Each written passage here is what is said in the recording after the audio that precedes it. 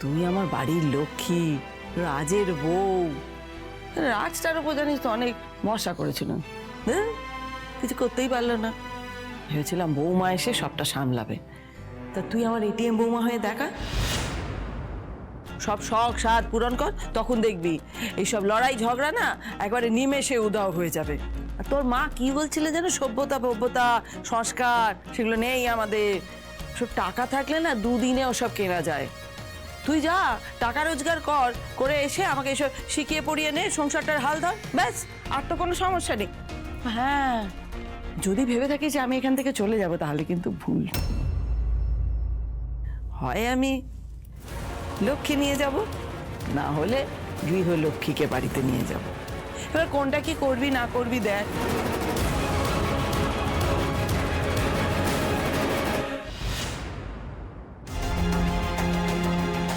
যদি ভেবে থাকিস যে আমি এখান থেকে চলে যাব, তাহলে কিন্তু ভুল। হয় আমি লক্ষ্মী নিয়ে যাব, না হলে গৃহলক্ষ্মীকে বাড়িতে নিয়ে যাব। দেখি মেশমশাই, সুদা, ইস, ছি ছি ছি ছি ছি ছি, আপনার মুখ থেকে মদের গন্ধ বেরোচ্ছে, আর আপনি বলছেন মদ খাননি। আমি মদ খাইনি। আমি যদি মদ খেতাম আর ওই মদ যদি ডালে মেশানো থাকতো, আমি তোমার মাকে ওই ডালটা খেতে দিতাম না। আমি খাইনি মদ। সমুদা, আমার কথাটা একবার শোন।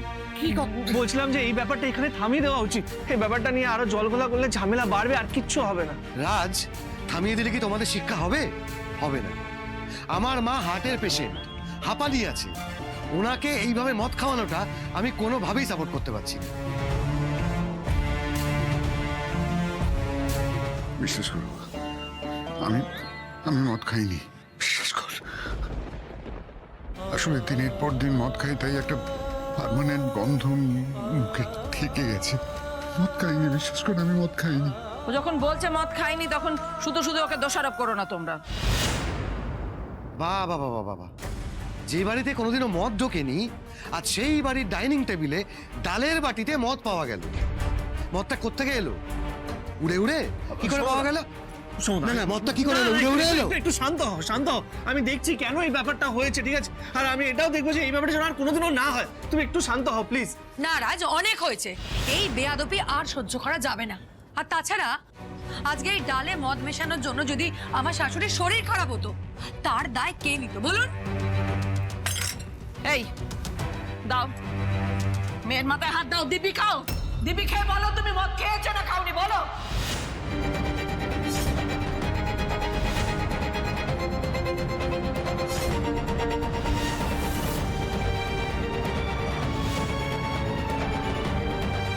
শুভ, আমি মদ খাইনি।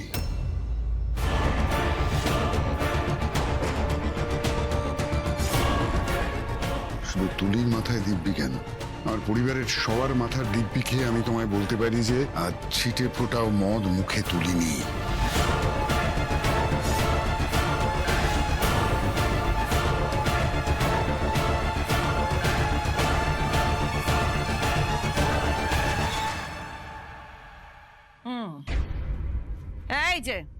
এই যে তোমাদের মা তো অনেক কথা বললেন, সব শুনলাম, কিন্তু বিনা দোষে তো এতগুলো অপবাদ মেনে নেব না। আর একটা কথা কি জানো তো জিনিয়া, শেয়ানে শেয়ান চেনে। তাই আমিও কিন্তু একজনকে চিনতে পারছি। কি ভেবেছো আমি কিচ্ছু বুঝতে পারিনি, তাই না? আমি খুব ভালো করে বুঝতে পারছি যে ডালে ওই মদটা মিশিয়েছে আর কেউ নয়, তুমি।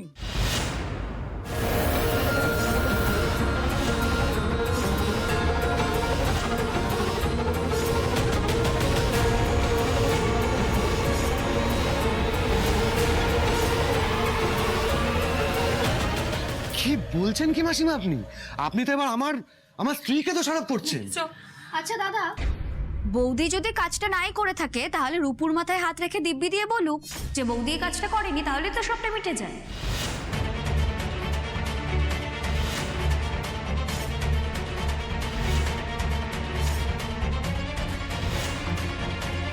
বাহ শ্রী, বাহ। এখন তুমি কথায় কথায় তোমার শ্বশুর বাড়ির লোকজনদের পক্ষ নিচ্ছ, সাপোর্ট করছো। বৌদি দেখো, বৌদি আমিও তো চাই না যে আমার বৌদিকে কেউ এভাবে দোষারোপ করুক। এসো আমার সাথে। শ্রী, শ্রী কি করছো? হাতটা ছাড়ো শ্রী। এখানে চুপ করে দাঁড়াও রূপু। কি হচ্ছে রূপু! দোস্ত? বাবা একটু এসো তো। নাও বৌদি, বলো ওর মাথায় হাত দিয়ে।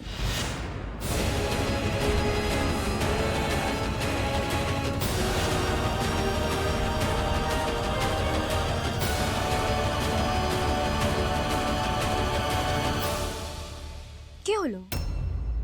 তুমি যখন কিছুই করোনি তাহলে তো ঘাবড়ে যাচ্ছ কেন?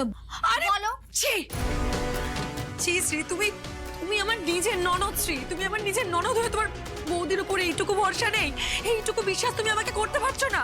আমি তো বলছি আমি কিছু করিনি, কিছু করিনি, কিছু করিনি। কেউ আমাকে বিশ্বাস করছো না কেন? না বাবা, এই বাড়িতে বাড়ির বউ হিসেবে আমার এতটুকু সম্মান নেই। আমি আর এই বাড়িতে থাকবো না, চলে যাবো এখান থেকে, চলে যাবো এখান থেকে। দেখলে দেখলে তো ছেলে, বউকে এবার একটু শাসন করো, বুঝেছো?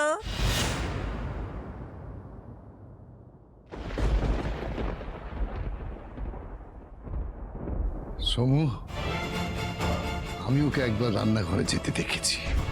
এটা যদি বৌমা করে থাকে তাহলে বলবো এটা অন্যায় করেছে।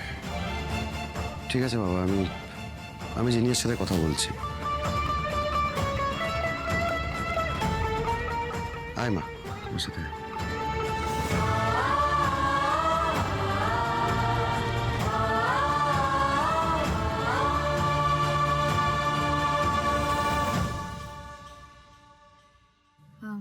বলছি সেভাবে তো আপনাদের কারোরই কিছু খাওয়া হয়নি।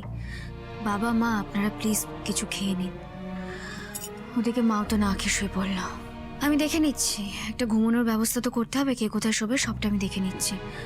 আর তুলি, তোমার তো খাওয়া হয়ে গেছে, তুমি একটু আসবে প্লিজ, আমাকে একটু সাহায্য করে দেবে? এসো। জিনিয়া, জিনিয়া তুমি কেন এটা করতে গেলে? শোনো শোনো শোনো শোনো, সবাই কিন্তু বেশ বুঝতে পারছে এটা তোমারই কাজ। তাই বুঝি? তাই তোমারও মনে হয় যেটা আমার কাজ? হ্যাঁ, তুমি কেমন স্বামী গো, আমাকে বিশ্বাস করতে পারো না তুমি? লোকের কথা শুনে আমাকে তুমি বকাবকি করতে চলে এলে। তাহলে তুমি রূপুর মাথায় হাত রেখে সত্যি কথাটা বলতে পারলে না কেন? শোনো সমু, আমি বলতে চাইনি তাই বলিনি, বেশ করেছি। কেন বলবো না? এই তো, আরে বাপ রে বাপ, কি সুন্দর বিছানা! এই তো, এই এই করে দাঁড়িয়ে আছো কেন? এটা আমার বিছানা, আমাদের দুজনের রুম আর আমাদের দুজনের বেড। আপনি এখানে কি করছেন? হ্যাঁ, এটা আমারও ইয়ে, আর আমার বিছানা এটা, আমার ঘর এটা। হ্যাঁ, আমি আমার বর এখানে থাকবো না। ধরো ধরো ধরো, জায়গা দেখো, জায়গা দেখো, জায়গা দেখো। ও বাবা, আমার বরটা কিন্তু ডাকিনি। এই যে, ও রাজার বাবা, বাদলের বাবা, তুলির বাবা, মাসিমা। আরে এদিকে কি হয়েছে? এক মিনিট, এক মিনিট। হ্যাঁ, বলছি আমি বুঝতে পারছি আপনি কি করছেন, মানে দুমদাম ঢুকে পড়ছেন যাত্রার ঘরে, লাফাচ্ছেন, বসছেন, বুঝতে পারছি না। না, বুঝতে না পারার তো কিছু হয়নি। আমি এ ঘরে এসেছি, আমি এ ঘরে থাকবো, আমি আর লোকটাকে নিয়ে না। আরে তুলি সবাই এদিকে, এই এসো এসো এসো, এই দেখো, এই দেখো, এই ঘরটা হচ্ছে আমাদের, পছন্দ হয়েছে? হ্যাঁ, এই ঘরটা আমাদের। এসো এসো এসো। এই যে শুনুন, এইভাবে অন্যের ঘরকে, অন্যের বেডরুমকে আমার ঘর, নিজের ঘর বলতে ইচ্ছা করে না আপনার? এই শুভা, আগে ঠিক করে নাও কে ঘরে থাকবে কে বাইরে থাকবে, তারপর আমি আসবো। এই, এই, এই, এই, এই, কোথাও যাবে না। আমি যখন বলেছি এই ঘরটা আমাদের, তখন এই ঘরটা আমাদের, আমরা এখানেই শোবো। আরে এই যে মেয়ে, তো লজ্জা করে না এই কথাগুলো বলতে? একদম লজ্জা করছে না, তাই না? হ্যাঁ, এই ঘরটা আমাদের। আর আমি তো কাউকে কিছু বলিনি, তুমি যে ওই যে ডালে মদ মিশিয়েছিলে কিছু বলিনি তো, তাই না? কিন্তু তুমি যদি বেশি কিছু বলো তাহলে কালকে সকালবেলায় তোমাকে বাপের বাড়ি পাঠিয়ে দেবো। ও, বিশ্বাস হচ্ছে না, তাই না? আচ্ছা ঠিক আছে, কাল সকালবেলায় তোমার শাশুড়ি মা নেশা ভেঙে উঠুক, তোমার ব্যবস্থা কি করতে হয় আমিও দেখবো। না ঠিক আছে মাসিমা, মেশামশাই, আপনারা এই ঘরেই শুয়ে পড়ুন, কোনো অসুবিধা নেই। হ্যাঁ, আমরা বাইরে যাচ্ছি। ঠিক। আরে নিন, এই বালিশটা রাখুন, পায়ের নিচে দিয়ে শোবেন, কেমন? শুভ চলো, চলো, চলে এসো এখান থেকে। না, আলো নেভাতে হবে। নিয়ে আবার দাঁড়িয়ে আছো কেন? এদিকে এসো, এদিকে এসো না, শুয়ে। ইয়ে বাবা রে, দরজা বন্ধ হয়নি, দরজা বন্ধ হয়নি, আবার কে ঢুকে পড়বে? বাগো, আচ্ছা বাবা, মা, কি করছো তুমি? টিভি আছে। আরে হ্যাঁ শুভা কি আমার ফোনটা দাও, কেন পকেটে ফোন? আছে তো। আরে আমার ফোনটা দাও। তুমি কি শুরু করলে রাত বিরতে? হ্যাঁ, রাজ বাবা বলছে যে আমরা তো এদের ঘরে ঢুকেছি, কিন্তু টিভিটা একটু ঠিক করে দে বাবা। ও, ঠিক হয়ে গেছে, তাহলে চালাচ্ছি না। হ্যাঁ, আস্তে চালাবো, চিন্তা নেই। হ্যাঁ ঠিক আছে বাবা। টিভি এবার টিভি চলবে।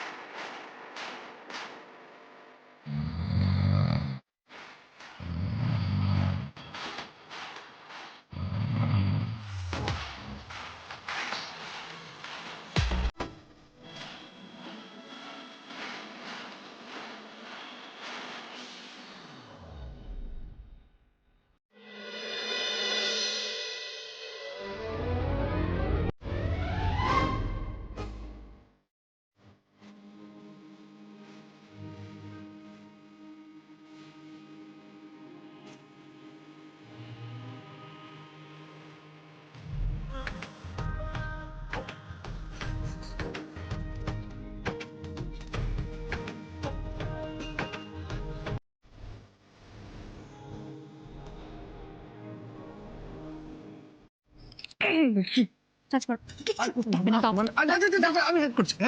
চল চল চল চল।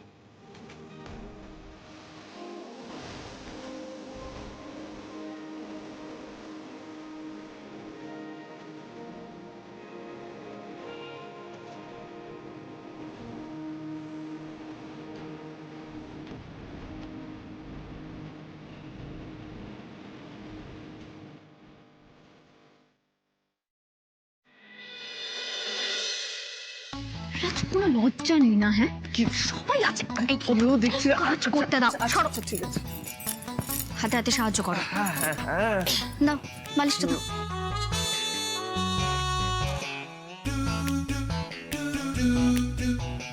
না না না, আমি আর এখানে থাকবো না। জিনিয়া, শোনো, জিনিয়া, শোনো, আমার এই কথা বাড়িতে আমি আর এক না, না, মুহূর্ত ঠিক আছে, থাকবো না। কাল ব্যবস্থা সকাল হবে। হলেই আমি বাপের বাড়ি চলে যাবো। এটা না বাপের বাড়ি গেলে কি করবো? বৌদি একটু অ্যাডজাস্ট করে নিন না, আপনারই পূর্ণ হবে।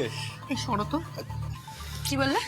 হ্যাঁ, এই সবটা তোমাদের জন্য হচ্ছে, বুঝতে পেরেছো? আচ্ছা ঠিক আছে। বলছিলাম না বাদল, এইভাবে বড়দের সাথে কথা বলতে নেই। আমি জানি আমাদের জন্য আপনাদের খুব কষ্ট হচ্ছে, কিন্তু আমি সত্যি বলছি, আমরা ইচ্ছে করে এইসব করছি না। না না রাজ, ঠিক আছে, আমি দেখছি। জিনিয়া শোনো, আমার কথা শোনো। দেখো এইভাবে তো চলতে পারে না, একটা ব্যবস্থা করতেই হবে, কিছু একটা ব্যবস্থা হবে। আজকে রাতটা কাটিয়ে ঘর পাবে। দেখো এইভাবে তো কাজকর্ম করতে পারবো না, অফিস মাথায় দিভাই? উঠবে না। দিভাই তুই আমার সঙ্গে গিয়ে শুয়ে পড়, এখানে থাকার কোনো দরকার নেই। দেখ সোমা, সবাই এভাবে মেঝেতে শোবে আর আমি গিয়ে বিছানায়, তা হয় না সোমা। তুই যা, গিয়ে ঘুমিয়ে পড়, যা যা যা। সোমা, তোমাকে একা শুতে হবে না, আমি আছি তো। আমি তোমার সাথে গিয়ে ওই ঘরে শুয়ে পড়বো, কেমন? ও দাঁড়াও, রূপসা না, তুমি আজকে পাপার সাথে এখানে শুয়ে পড়ো, কেমন? বাবা তোমাকে গল্প বলবে, তুমি এখানে ঘুমিয়ে পড়বে। শোনা মা, গুড নাইট। চলো সোমা, দাও ফোনটা দাও। Good night.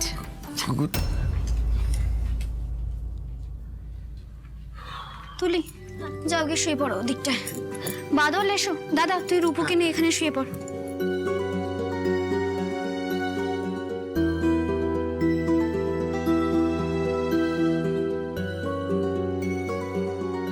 শ্রী,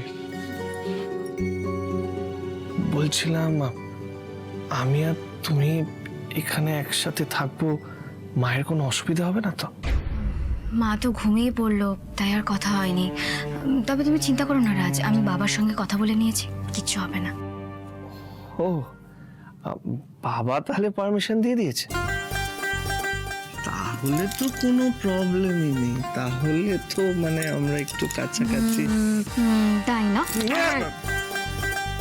যাও চুপচাপ ওদিকে গিয়ে ঘুমোবে, কোনো লজ্জা নেই। এই ওখানে শো।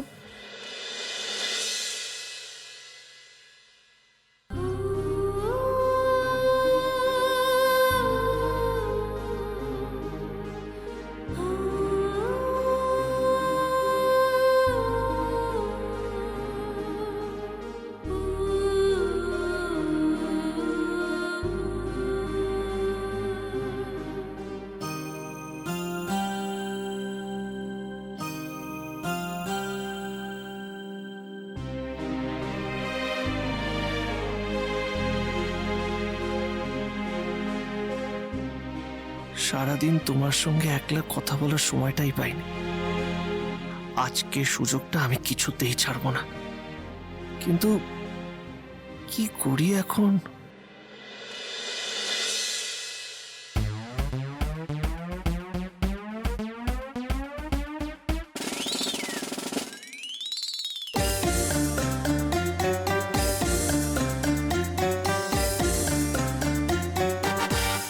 বাবা আবার জল খাবো, জল খাবো। জল খাবি?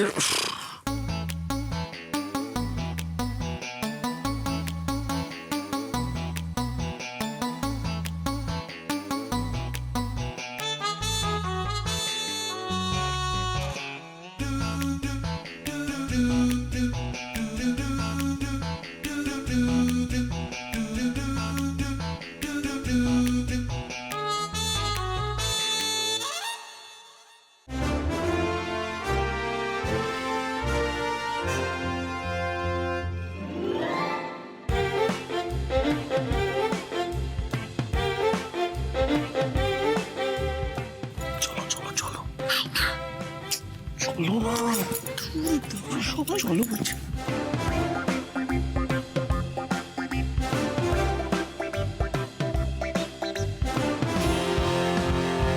এসো এসো এসো, তাড়াতাড়ি এসো এসো। বাবা রে বাবা, ফাইনালি। আর তুমি একদম চিন্তা করো না, বুঝলে, আমি সব ম্যানেজ করে নিয়েছি। আসলে কি জানো তো, সারাদিন তোমার সাথে একটু সময় না কাটালে আমার ঘুম আসে না। আরে হাসছো, আমি সত্যি বলছি। চিন্তা করো না, আমি দেখে এসেছি বাড়ির সবাই ঘুমোচ্ছে, কেউ এখানে আসবে না, বুঝলে। কি জানো তো শ্রী, এখন ইচ্ছে করছে তোমার সাথে কোথাও পালিয়ে যাই, আর ওখানে গিয়ে সারাক্ষণ ডান্স করি। আর আমার কি ইচ্ছে করে জানো তো রাজ, আমার তো খালি মনে হয়, মাঝে মাঝে মনে হয় দুজনে মিলে একসঙ্গে বৃষ্টিতে নাচি। আমি জানি না রাজ, কবে এই ইচ্ছেটা আমার পূরণ হবে। তবে আমার বাড়ি থেকে যদি এই সম্পর্কটা মেনে নেয়, তাহলে হয়তো আমাদের জীবনটা এভাবেই কাটাতে হবে। না শ্রী, এই সম্পর্কটা সবাই মেনে নেবে। একদিন আমাদের স্বপ্ন পূরণ হবে শ্রী। একদিন এই ছাদে আমাদের লুকিয়ে লুকিয়ে আসতে হবে না, বৃষ্টিতে ভেজার জন্য কারোর থেকে অনুমতি নিতে হবে না। একদিন আমরা দুজনে মিলে স্বাধীনতা এনজয় করব। আর শ্রী শ্রী শ্রী, ওই দেখো ওই দেখো, দেখতে পাচ্ছ?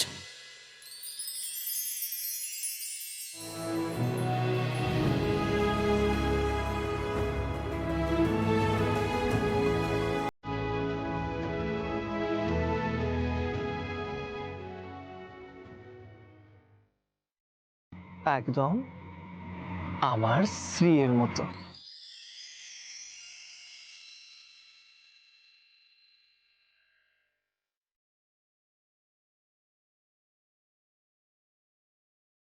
আচ্ছা রাজ, সত্যি যদি আমাদের জীবনটা এতটা রোমান্টিক হতো, আমরা দুজনেই তো এমন একটা জীবন চেয়েছিলাম, রোমান্টিক।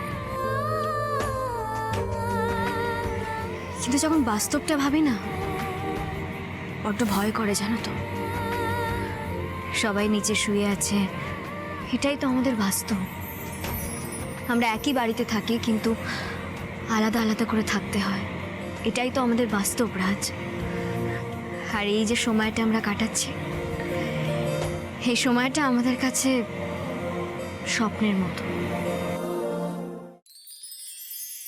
সি, তুমি না মানে এখন কিছুক্ষণের জন্য বাস্তবটা ভুলে যাও আর ভাবো যে আমরা স্বপ্নের পৃথিবীতে আছি, শুধু আমি আর তুমি, ব্যাস। দাঁড়াও,